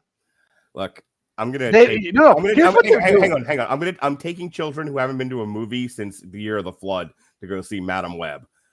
I'm sure the children will enjoy it. No. They have got, I think it's Dakota Johnson who's the lead, right? Yeah. They have her sitting down in front of a camera and reading an invitation to come see this movie that's basically an OnlyFans trailer. That's the tone of her delivery. Is she wearing a low cleavage? No. Wearing fairly normal clothing. I was gonna say, is her cast from fucking 50 Shades just joining her, just beating her while she reads it? No, but they probably should have. I don't know what this Madam Web movie is, but it looks hot. See, that would have worked. Look, I saw the number of people who responded to this on Twitter with, now if you count down from 10 and tell me I'm a good boy, I'll go see it 10 times. Little disturbing. All right, the Iron Claw dropped from 10 to 8. American Fiction, which another MGM jam, by the way, looking like a Best Picture nominee and totally my kind of movie. I need to go see this. That opened up in wide release. You are welcome to go see it. I will see it, and I will tell you all about it. That jumped from 15 to 11. Soul, which went straight to Disney Plus because we were still in the middle of 2020. It was December of 2020 because we were still in the middle of COVID lockdowns. That got a theatrical release, and that debuted at number 20. I Did It My Way. Hey, look at that! Oppenheimer got a wide release because it's doing the got another wide release. So hey, good for it. Driving, Madeline, 31. Household Saints, which is a re-release, 38. Inshallah, a Boy, debuted at number 39. So that was the weekend. That was Worldwide. I want to look at 2023 first and see so I can acknowledge. You don't want to look at 2024 and see Mean Girls at the top of a list? I will get to it in a minute. All right. Yay. Ant-Man has been knocked out of the top 10 and Elemental is at number 10. Elemental actually surpassed Ant-Man. That's the first. Elemental continues to kind of chug along in foreign markets, I think. Good for it. Both that and Wonka made it into the top 10. It took all year, but we finally have movement. So Wonka currently at over 500 million. So good for Wonka. Nice little win there for Warner Brothers that really desperately needed one. Wonka can't wait for the sequel. Wonka was Warner Brothers? Yes? No? Maybe? I don't know. You're useless. You're the one. You had a spreadsheet. Look that up. No. Make me. I'll look at it later. Yeah. No, I'm gonna look at it now. I'm gonna stop the whole fucking show for this. No one. You're fine, man. No one cares. We're good. Wonka. Yes, is Warner Brothers. Good little win for Warner Brothers, considering everything else was like fucking dumpster fire. And again, no one cares. Warner Brothers is about 2 days away from going under. Yeah. All right. In the year of our Lord 2024, the top 10 currently goes like this. Mean Girls number 1 with 33 million worldwide. Night Swim at 30 million. The Beekeeper at 21 million. The Book of Clarence at 3 million. Oy. Wow. You can hey, look, there's the Bricklayer. Wow. I don't believe it's had its wide release yet, so that's like foreign. Then we have a bunch of movies that I have no idea what these are or whatever. They don't look like they're in any wide release. A lot of international releases, foreign stuff that if I were feeling mean, I would make Mark try to pronounce, but I'm not. I'm not even going to try. All right, so that is the weekend that was. Next week, next week we're taking the week off, which means nothing of value is being released that we care about.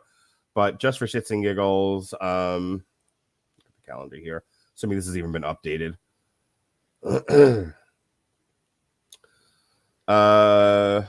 We got ISS. I saw a trailer for that finally, and I'm not sure how to feel about it. Oh yeah, that's what my kids want to see. That's the one with the horror movie on the space station. It's not a horror movie, but okay. Well, kind of. It's like they're trying to kill each other. The two sets of astronauts the Earth practically blows up in like nuclear fire, and the Russians and the Americans are like fighting each other over it. Let me actually do the proper pitch here. Yeah. It's set on the International Space Station. You have a crew of like 3 American astronauts and a crew of 3 Russian astronauts. Mm-hmm. Everything's kind of hunky-dory until they look out the window one day and see mushroom clouds forming on the surface of the Earth. Mm-hmm. At which point, both the Russian and American governments tell their groups on the space station, "Hey, take control of it." Yeah, I think when I saw Bleecker Street, I didn't think this was getting a wide release. You know, the other part of like why we pick certain things is I have to be mindful of what Rob has access to living in buttfuck Arkansas. So I might have considered doing ISS because I'm interested in that. My kids are interested in it. I know they wanted to see it. But again, Bleecker Street, I didn't know if it was wide release, so it's not on the. So we're not doing Daniel Hollywood next week. But we've also got The Hunted in limited release, Inside the Yellow Cocoon Shell in limited release, and Founders Day in wide release. One from the Hearts a re-release. Anything else in wide? Origin. And that's it. So not a whole lot of anything next weekend, which is why we're not doing this. Which makes me think that Mean Girls is probably going to be the number 1 movie of next weekend as well. Decent chance. Yeah. Well, it's certainly not going to be The Beekeeper. All right. No, Beekeeper probably falls 60%. I feel like everyone who saw this who's gonna see this already has seen it now. So. Yeah. All right, so we'll move on to the next part of the show. Get out of here fairly early tonight, especially after our last week's 3-hour show. Boy. We had a lot to talk about last week. We certainly, so I cut the Disney stuff for TikTok, and it's 2 people got into a fight about it, but it was a wildly popular TikTok on my account. Yeah. Yeah. So like we get shit for like kicking Disney wallets down, except that we're not alone, not by even a long shot, because I threw that up there. And it got a lot of likes really fast. Like there are people who may not be vocalizing it, but they are internally seething about the way Disney has conducted itself over the past years and saw what we wrote and felt validated. So I think we did a good thing. We told the truth. That's really all we did. Like, look, none of us were necessarily taking glee in what happened in Disney having a terrible year. Right. Certainly not on air. What we do in our personal lives is our personal lives. Which is not to say one way or the other my opinion on that. That's just to say, like, right. when we're out here, we told the truth about it. Well, apparently it was wildly refreshing for a lot of people. Probably. All right, so here he is. Are you ready? No! I said, are you ready? No, God! No, God, please, no! No! No! No! All righty. Yeah, this is about where actually I thought the critical score would be lower just because the critics tend to hate these kinds of movies, but the audience score tracks. Hang on. Here, you want to know what's saving this thing's critical score? What? 117 reviews. So all critics is 69%, which makes it fresh. Nice. When you drop it, when you go to top critics, it drops it to it's 29 top critic reviews, and it's 55, which that tracks for me. I don't throw a lot of weight behind it, but we report these things. I don't really have a lot to say about it other than you do this long enough, you pay attention to these sort of things long enough, you realize paid, known mainstream critics don't like unrepentantly violent movies from guys who like movies.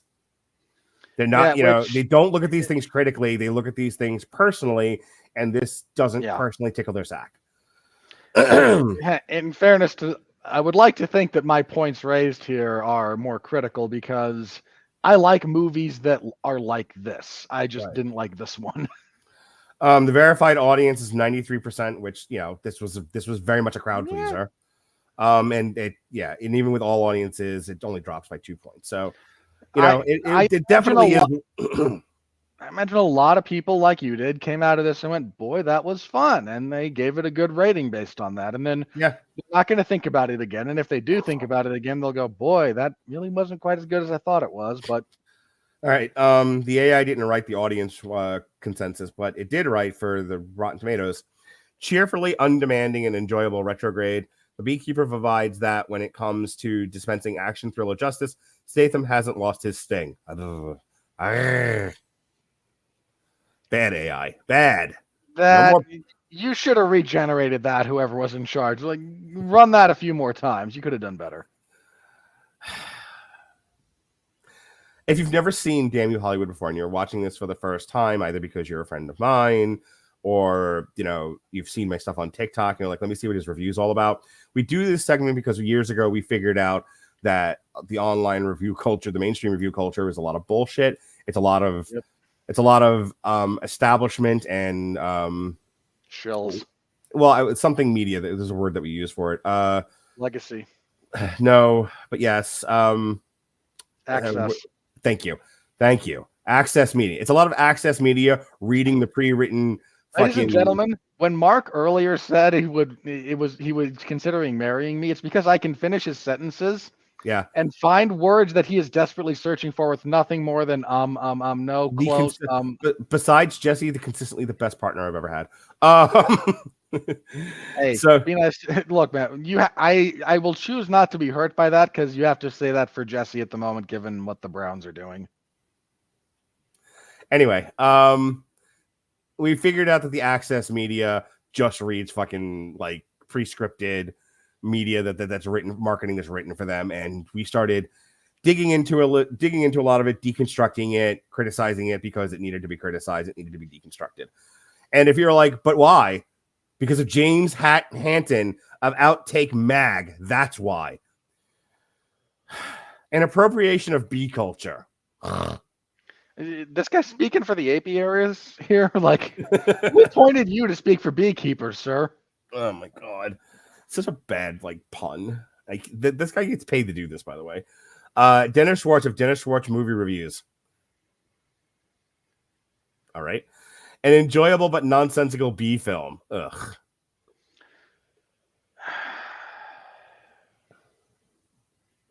There'll be a lot of these, aren't there? Yeah. Kevin Mayer of Times UK, top critic. The shame is that there are flickers of greatness here. Statham in action is thunderously convincing. In character, he's pleasingly ironic. I think that's largely kind of where I landed. Like, there's in this movie is something pretty good that sadly got torn up, edited, noted, whatever to death. Kyle Smith of the Wall Street Journal, top critic. This vaunted publication, Mark. This is the Wall Street Journal. I know. The Beekeeper, which is both a B movie and a B movie, falls falls in the same category as many other Statham versus everyone action thrillers. Not very good, yet enjoyable enough.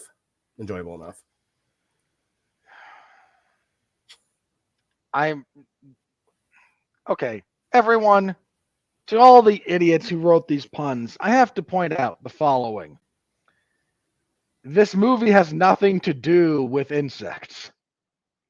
This is not actually a B movie in that sense. They don't feature. There's nothing there other than borrowing some visuals and shoehorning in like Saturday morning cartoon levels of knowing is half the battle facts about honeybees. Paul Whittington of the Irish Independent. The Beekeeper is death wish for the fishing generation, PH, by the way, and is quite a lot of fun. I mean, that kind of stuff. I was willing... the opening bit with this, I was actually okay with. And if you've never had someone try to scam you or a loved one, and I have had someone try to scam before this was a few years ago, before she had to go into assisted living, like trying to scam my almost 80-year-old grandmother out of a few grand by pretending that one of her grandkids needs bail money. Like, I was ready to okay, tell them where to meet. And, I'll meet him. One of those things, man. That's kind of what I was saying before. Eric Marchant of Rogers TV, a buzzkill of an action movie. The Beekeeper behaves like a conservative John Wick parody. There's a part of me that's willing to go along with that. Hang on. This clearly does borrow from John Wick. That's true. I'm going to take issue with you pretending that this being... how is the... Hang on. I know how this is conservative. I actually do. But I'm going to have to question why that's a bad thing. This is... Mark, I don't know how you feel about this genre, but have you noticed that the detective genre is dead? Yeah. Do you know why the detective genre is dead? Why, Robert? It was killed by cop shows for the most part, right? Yeah. There's an inherent this got thrown around by network executives. Enough people reported this that I think it's probably true. You can't get a detective show going because there's a belief that the world right now is too complicated for the lone man to do anything about. Right. So we don't make shows like that. We make shows about the system. And that's actually a more... The belief in the individual to affect the system in some respect is a more conservative viewpoint, not necessarily politically conservative, but worldview ideology.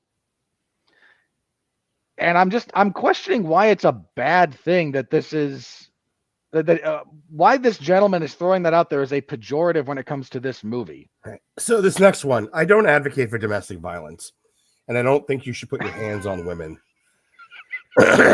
Bear in mind, 30 minutes ago, here we were celebrating Jason Statham setting a woman on fire. However, someone slapped this woman. Just no warning. Don't explain why. Just fucking open hand slap her in the cheek one time. Hannah Strong of Little White Lies, top critic. A sad disappointment for bee enthusiasts. Ma'am, you're either functionally retarded or you're playing with puns in a way that I don't find amusing and I find wildly insulting. Everyone who reads her review is the one who should be insulted. Yeah, that's ridiculous. I will echo. One of those would not go amiss. Yeah. I just want someone to slap her and be like, you know what you did. That would be nice. Look, as someone who has been struck once or twice in his life and gone, what? And someone just got, you know what? Yeah. It's not the worst thing in the world for you. Sarah Michelle Fetters of MovieFreak.com, top critic. The Beekeeper makes honey out of hooey.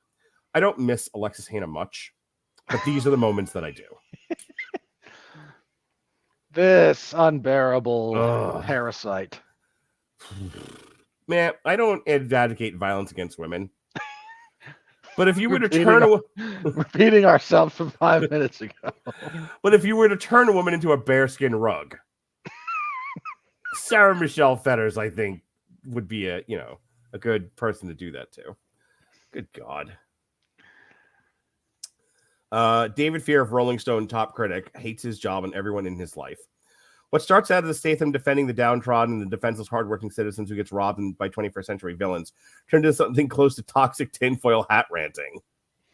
Once again, this is not an individual capable of somewhat separating his political view from what he is then foisting that onto the movie. Second of all, and again, I just have to ask this question: so what? I mean this in all sincerity. Like, there's a billion movies that I could throw a anti-liberal slant on when reviewing them. It's pointless to do so because there's no reason for there not to be movies with that take that slant in some of how they approach the world and the craft and some of their narratives. Like, they should exist. Be nice if that same courtesy was afforded the other direction. Oh no. More importantly, hang on. How in the world can you get to tinfoil hat ranting about this when we know what both Donald Trump's kids and Joe Biden's kids are doing? We're pretending this is not reality anymore? What's the matter with you? It doesn't matter if when a liberal does it. You know that. I'm well aware. I just have to call it out. All right. Current Damn You Hollywood punching bag, if I can find him again. Travis Hobson of Punch Drunk Critics. Oh, yeah. We've bullied Kevin Carr into an early heart attack. Yeah. Yep. Now we've turned our sights on you, Travis. Let's see what we can make you do. By the time you've watched Jason Statham kick over the hornet's nest, you'll leave the theater buzzing to see him do it again. 4 out of 5. Ugh. My friend, your standards are unbearably low, and you should be ashamed of yourself. I want you to look at yourself in the mirror and know that you did a bad thing. Now, some might say that, you only pick on fat men. That's not true. We also pick on dumb white bitches. Amy Nicholson of the New York Times, top critic. Horrible racist. Take a swig of mead every time Statham vows to protect the hive, by which he means society, and you'll have a fine time. Either way, you won't remember a thing about the plot. So you're advocating for alcohol poisoning. Good job. Yeah, Amy Nicholson, everyone. You had to Google there's a reason she went with mead. You had to Google what alcoholic beverage is fermented honey, didn't you? Dear friend of the show and lover of Damn You Hollywood, William Bibiani of The Wrap. He does not know. Hang on. He might know you exist. He does not know I exist, and he does not know the show exists. Do not.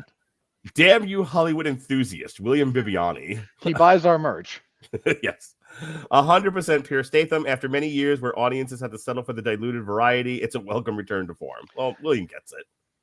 Good job. Hang on. In fairness to that point, like, if you're looking for a Jason Statham-centric sort of just action movie, yeah, we have been lacking those a little bit recently, so that's true. All right. Yeah, I think that does it for tonight. All right, so that's our show. We're off next week. I'm gonna do Monday. We're gonna review the first season of Sons of Anarchy, and then Tuesday, Robert will be back. With? Jesse, are you doing that, or is it Jesse and Ronnie? We put the band back together for it. Yeah. However, fun. It's a good season. Yeah, no, I just got finished watching it actually before the show. And then you and I and David will be back. We'll be talking Disenchantment Part 5, which I need to get started watching on. Tomorrow, David and I are reviewing Star Trek Lower Decks Season 3. Robert is threatening to join Alexis Hayne on Wednesday to review Echo. I will not be there. Nope. Oh, you're bailing out too? I had something come up for Wednesday evening, and I'd rather do that than watch Echo. So who wouldn't? All right. Well, there may not be an Echo review then, because I don't have time. I just finished Sons of Anarchy. I gotta watch Flintstone movies, and I actually have to go back to work. So I'm not gonna have time to get it done before tomorrow night. However, Thursday night, myself and Chris Bailey, how do you do? We'll be doing a long road to ruin, watching the two Flintstone movies, the Flintstones and Flintstones Viva Las Vegas. Rock Vegas, you godless heathen. Rock, whatever, your mother. A week from Thursday, we're doing a triple feature. This is one that Sean pitched because I am not the dictator everyone thinks I am. I let other people pick stuff, and then I tell them no. Sean, that's usually how that goes for the record. Mark makes a big show about, hey, feel free to pitch me stuff. And if you don't get it in this like 2 to 3 week window, after that, he's like, nope, the schedule's set. Talk to any of our producers and they will give you access to the StreamYard stuff and do it on your own. But leave my schedule be. Yeah, or we'll see you next year. The other thing, like, hey, what if we do this for a triple feature? Okay, I've reviewed 2 of those. No. Anyway, Sean pitched this one. And I thought this was a fun one to do. So we're looking at the Street Fighter movie, its sequel, the Street Fighter 2 Legend of Chun-Li. And we've already done an on trial for the first Mortal Kombat movie. So just to be a completist, we're doing Mortal Kombat Annihilation. So, oh dear, Mark. Yes, sir. Sean pitched that to you. He did. That was his pitch. I think Sean doesn't like you anymore. That's entirely possible. Look, man. First of all, the Street Fighter: The Legend of Chun-Li is not actually a sequel to the original Street Fighter movie starring Jean-Claude Van Damme and Raul Julia. Secondly, that I don't know which is worse between that and Annihilation, but I don't advocate drinking. I think the world's better off without alcohol consumption, but you might need it, man. I drink at every show now, so maybe I'll just have a 6-pack standing by, like I'm getting a tattoo. There's good to be had in the original Street Fighter, especially Raul Julia. Those other 2 are almost utterly irredeemable. There are 2 people I like talking about schlock with. One of them is Jason Teasley. That's kind of our thing. And then the other one, Sean and I run the gamut. We talk the hootiest and snootiest all the way down to the shittiest and shoddiest. And we have fun doing both. This will be the latter. All right, Robert, show us what you pissed from. When you need to decompress, when you need a shoulder to cry on after watching The Legend of Chun-Li and then Annihilation, I'm not here for you, but you will need a shoulder to cry on, and I apologize for that. I'll let my girlfriend know. Thanks. Do your plugs, fuckface. Let's go. All right. I cover mixed martial arts and professional wrestling over at 411mania.com. The UFC had its first card of 2024 on Saturday, so a full report of that is in the MMA zone of 411 Mania. Or you can listen to me talk about it on the 411 Ground and Pound MMA podcast. I also previewed this coming week, UFC 297, 2 title fights. One for the vacant women's bantamweight title that they probably should have just retired. But full preview for that card, plus, news of the week like I do. Mark, I'm keeping track of my predictions this year. Yeah. I have a spreadsheet. Oh, look at you, fancy. Welcome to spreadsheet land. I don't like it. But I committed to doing it. So we're at the end of the year, I'm gonna see whether or not my predictions are worth anything. Cool. So 8-3 first outing, so I expect that to dip considerably. So I'm not gonna watch the Royal Rumble this year. I 2 or 3 months ago I got invited to an adult onesie karaoke party. Don't ask. I actually bought a onesie for this, not like a fancy animal furry onesie. I got basically a one-piece jumpsuit because I'm not going. I'm going to commit to the gimmick, but I'm not going to fully commit to it. So you're basically going in like the Jason Voorhees coveralls, more or less. Mike Myers, sorry, that's Mike Myers coveralls. Yeah, I'm gonna look ridiculous, but that's okay. You'll see it on TikTok. My point being, No, I'm not I gonna won't. I'm not gonna watch the Royal Rumble, but I saw something this year. I want to get your literally 50 literally Chris Bailey 50 words or less All right. opinion on this. That allegedly we're at our biannual MJF isn't re-signing with AEW and will show up in the WWE news reports. Any truth to what you think? They're saying he'll show up at the Royal Rumble.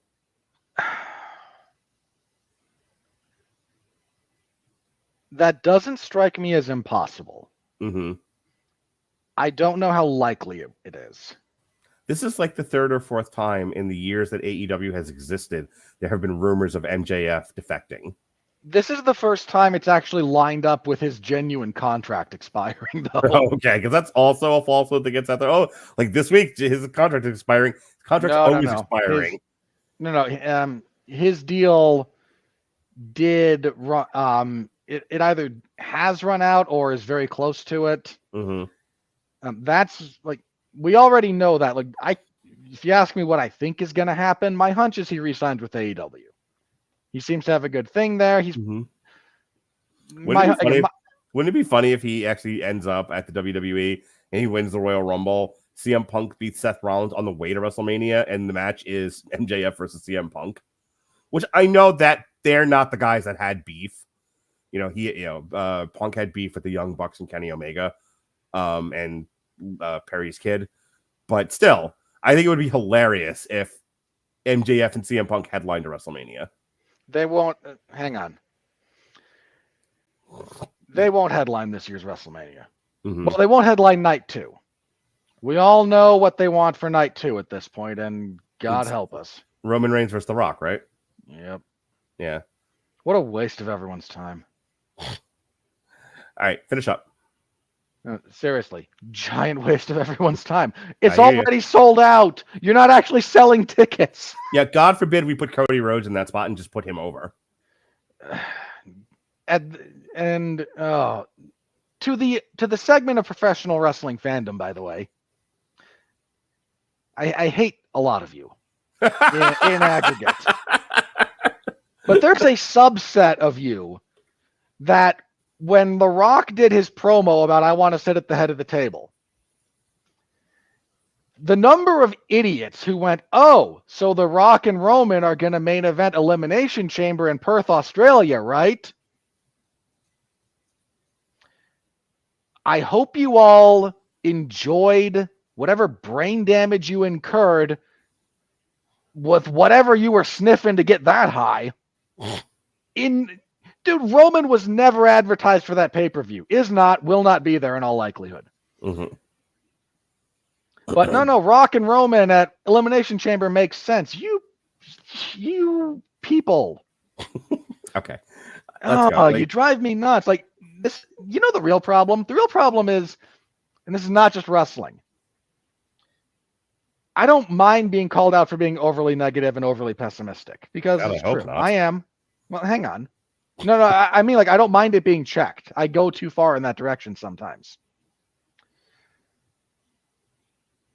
But the number of people about a number of things who then, when I say, no, this negative thing is the most likely outcome, spin the most ludicrous pie-in-the-sky alternatives. No. The Marvels is not going to be a hit. Oh, but, there's all these great things, and the first one made $1 billion, and there's so many things they can set up with the multiverse saga. They're just going to kick you in the teeth. They're going to hire Miles Teller to be frickin' next iteration of Kang the Conqueror. They're going to turn the Fantastic Four into a giant joke, and you're not going to get a single X-Man that you like. Here's what you're going to get. You're going to get Hugh Jackman in the Wolverine costume in Deadpool 3, and that's all you're getting. Okay. You got Charles Xavier in the suit, right, in the wheelchair once. So Robert, they could be pissed at you. You got to get it's our plug section shouldn't be longer than our review of the movie. I know. Sometimes, guys, the most depressing answer is the most obvious and is correct. I really wish you would just do this on TikTok. Stop using our show, our plug section of all things, to do Robert's editorial rant of the week. You have it. There's TikTok for this sort of thing, or Instagram. I don't want it. Yeah. No, instead, you just like, well, now that we've done all the show, let me take this time. I want to like dim the lights when this happens. Finish. But on the realm of professional wrestling, I'll be covering WWE SmackDown on Friday. They've had 2 pretty good shows for 2024, so hopefully they can keep that up. Looking forward to that one. But when Logan Paul shows up on the Kevin Owens show this week, because they're wrestling at the Royal Rumble, I'll only be able to see Josh Hutcherson instead of Logan Paul. He did such a great version of Logan Paul. It was probably the acting highlight of the movie. Mark, you haven't seen enough of the Paul brothers, and I implore you, if you want to delve into that just a little bit, you'll appreciate what he was able to do. And then I already mentioned UFC 297 on Saturday. We've got our Meathead Kings, Sean Strickland and Dricus du Plessis, fighting for the middleweight title. And then for the vacant women's bantamweight title, Raquel Pennington and Mayra Buena Silva. And that dead look in your eye, Mark, is what everyone looks like when I tell them that's the fight. Oh, God. You want to know how bad that division is? I'm not kidding about the following. If you can do it in one sentence. Last year, Amanda Nunes defended that title, then retired in March. Hang on. I actually need to look this up. It was March. Go on. So she retires, vacates both of her titles. Mm-hmm. We know the featherweight division's dead, was never a real division. Right. The whole rest of 2023, they don't even schedule a fight for the women's bantamweight title. There was never a fight that fell apart. There was never we've got these two and they're going to fight for the vacant belt and then somebody got injured or somebody had a drug test issue. No. That division is so bad. They went like 3/4 of the year without mentioning it. And then throw Mayra Buena Silva and Raquel Pennington on this card. They built the division around Ronda Rousey. Then she left, and then they had Holly Holmes, they had Amanda Nunes, and they thought, well, eventually we'll build this back up. And the fact of the matter is, most women exist, fight or not fighting, between 90 and 125 pounds. After that, you're not getting that many women, especially athletic women. Athletic women don't come tremendously bigger than all of that. And if they do, they don't go into fighting. They go into weightlifting. So having a 135-pound division, you're just not getting girls that size. And the girls that size all left. The real problem they've run into is they haven't been able to refill the division. But that's what I just said. Most of the active girls that are fight between 90 pounds and 125 pounds. Like the sweet spot is 115. That's the weight most of them fight at. Strawweight's a good division. Actually, flyweight, 125 pounds, is making a bit of a comeback. Mm-hmm. In theory, atomweight's a good division, but the UFC won't promote it, and that would be 105 pounds. So that's my point. Like, if they really need to stick with strawweight and flyweight and leave it at that. It's not like Ronda Rousey's ever coming back. Neither is Holly Holm, and neither is Amanda Nunes. Holly's still fighting. Oh, is she really? Dude, Misha Tate came back not that long ago. Yeah, but it's like a one-shot deal. So I've heard like Brock Lesnar's coming back too for a one-shot. No. Like Misha Tate retired a few years ago, came back. She's had like 4 fights. Wow. All right. You done? I feel like she's lost 3 of them. Super. She tried fighting at flyweight. That did not go well. Can I tell you how I watched The Sons of Anarchy season 1 and Charlie Hunnam's crackhead wife, Drea Di Matteo. I swear to God, I thought that was Misha Tate. I had to check the cast list a few times. You could be forgiven for that, but hang on. Going just off like, you catch a glimpse out of the corner of your eye, you could be forgiven. Mm-hmm. Mark, how could you forget Drea Di Matteo's wonderful turn in The Sopranos for so many seasons? As I didn't watch The Sopranos. You Visigoth. All right, I'll get to it eventually. If we ever get off this podcast, maybe I'll go watch an episode. Go! So I'll be covering UFC 297, and next week I'll review that. There is no UFC event on the 27th. We started the plugs at an hour and a half, by the way. It's almost 2 hours now.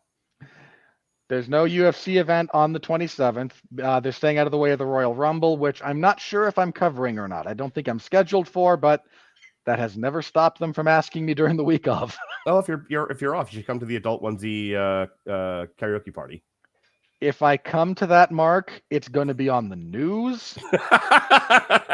And it's going to be, I'm going for like largest mass murders. All right. Utah man, the headlines will be Utah man in Florida leaves horror scene.